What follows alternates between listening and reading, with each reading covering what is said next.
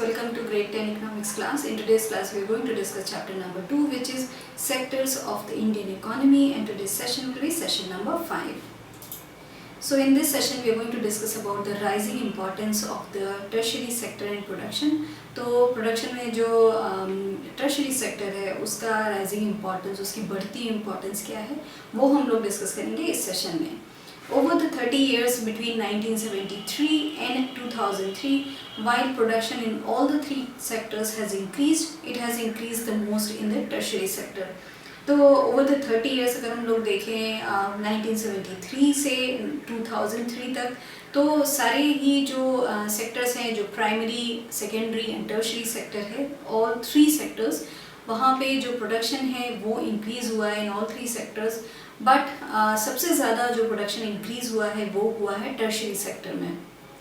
और tertiary sector में सबसे ज़्यादा जॉब्स हैं, टर्शरी सेक्टर में अपॉर्चुनिटी सबसे ज़्यादा हैं, सबसे ज़्यादा एक्सपैंड जो हो रहा है वो टर्शरी सेक्टर हो रहा है. और अगर आप लोगों को याद है बच्चों, हम लोगों ने पहले डिस्कस किया अगले सेशन में कि जो टर्शरी सेक्टर है वो है हमारा service sector.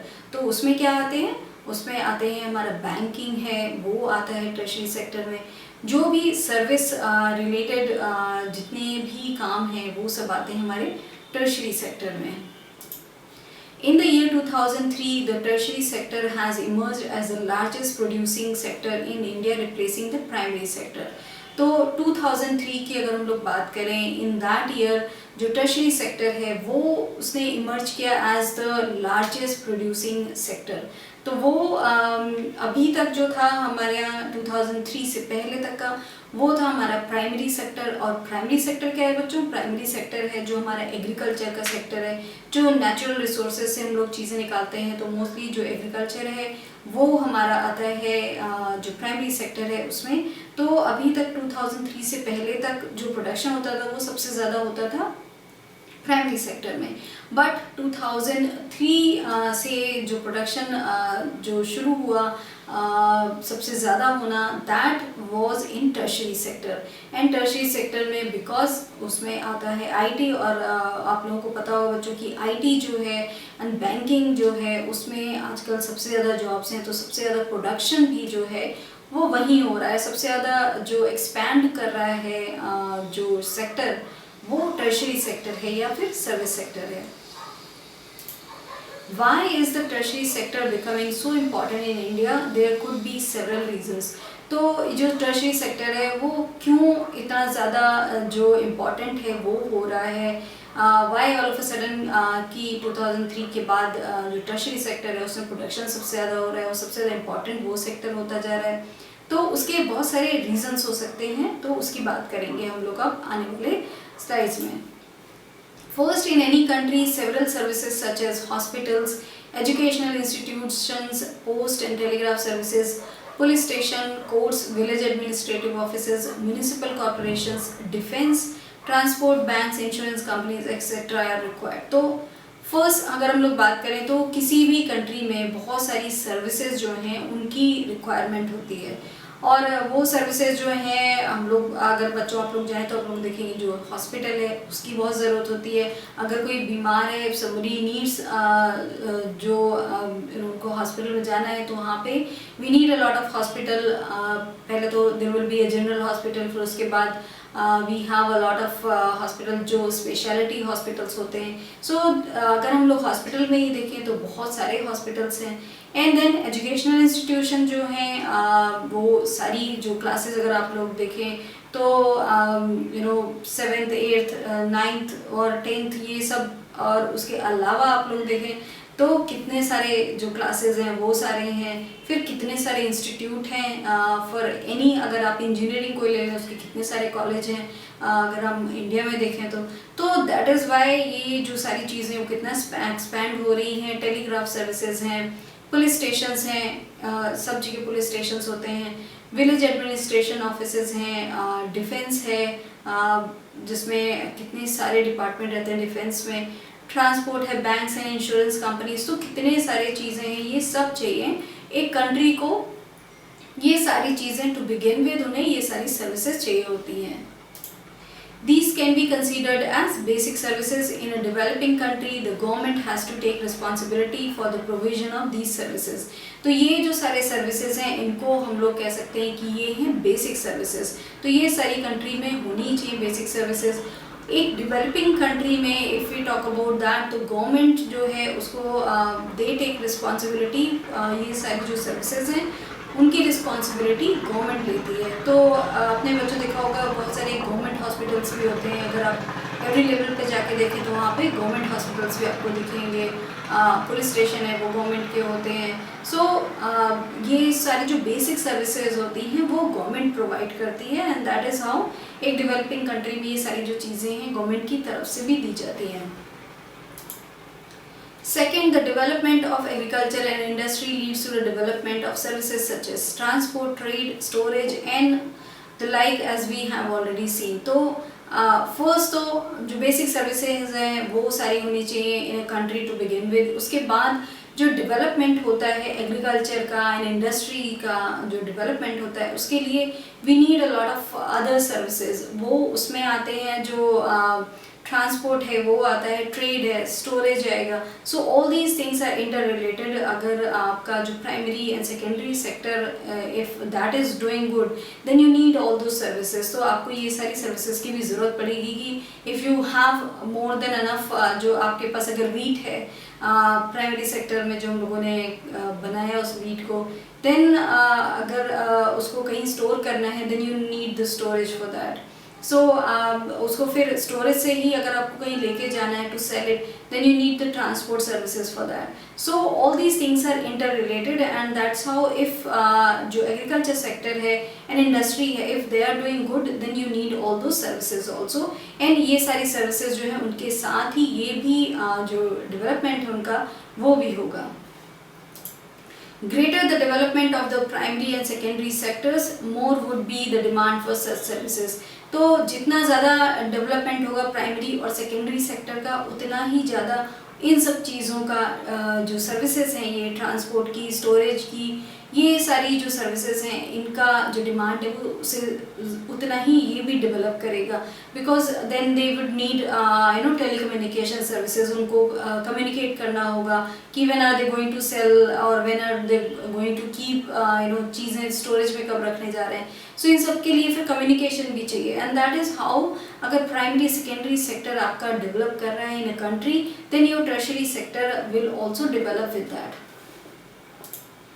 Third, as income level rise, certain sections of people start demanding many more services like eating out, tourism, shopping, private hospitals, private schools, professional training, etc. और third अगर हम लोग देखें कि जिस तरीके से the income of people rises, तो वो बहुत ही नॉर्मल है कि people will start eating out.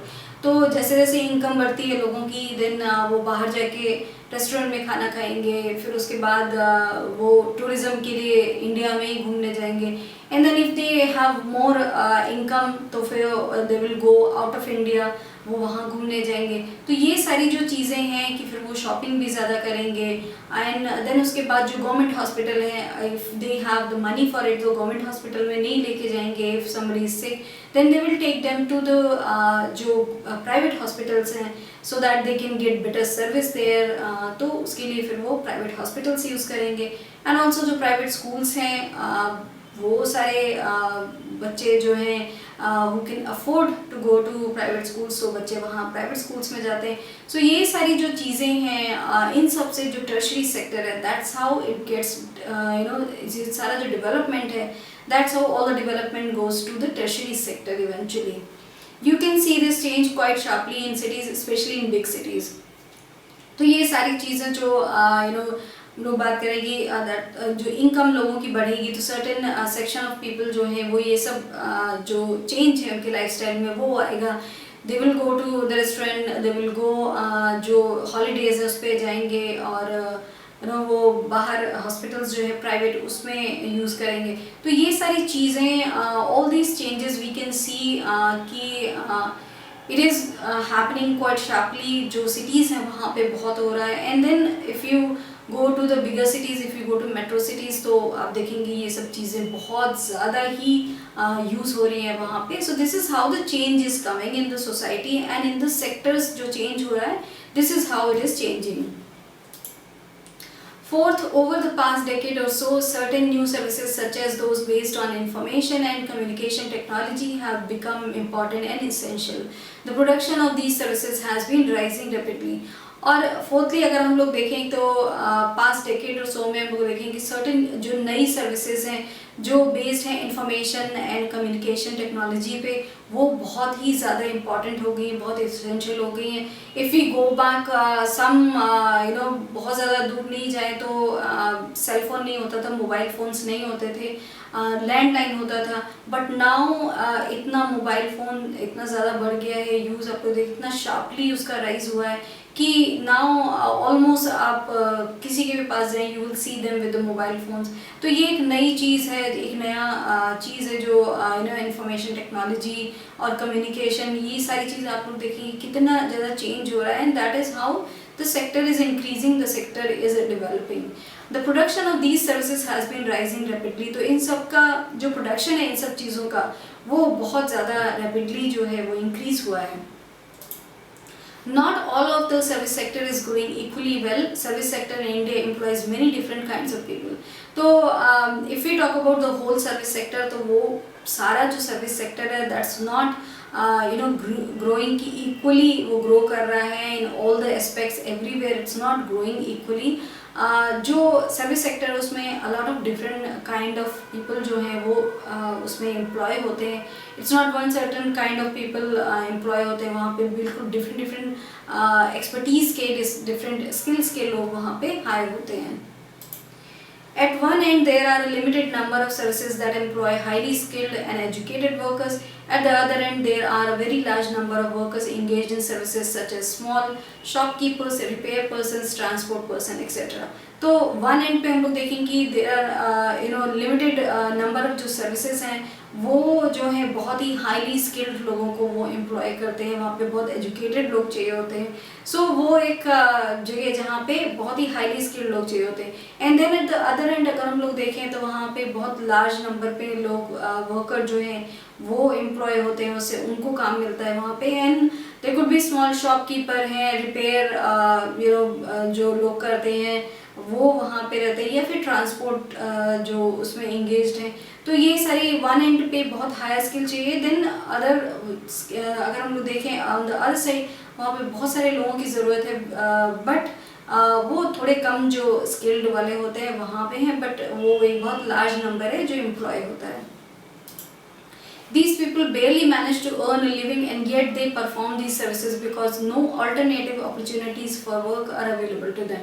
तो ये जो लोग हैं जो बहुत एक लार्ज नंबर पे सर्विस सेक्टर जिनको एम्प्लॉय करता है, but they are not making like a huge amount of money, but उनके पास कोई और काम नहीं है. सो दे अगर कोई ट्रक चलाता है सो वो उसके पास कोई और स्किल नहीं है that he can do that. And so that is why even if the money is less, फिर भी उनके पास क्योंकि कोई अल्टरनेटिव काम नहीं है, that's why they do all this जो जॉब है वो ये करते हैं.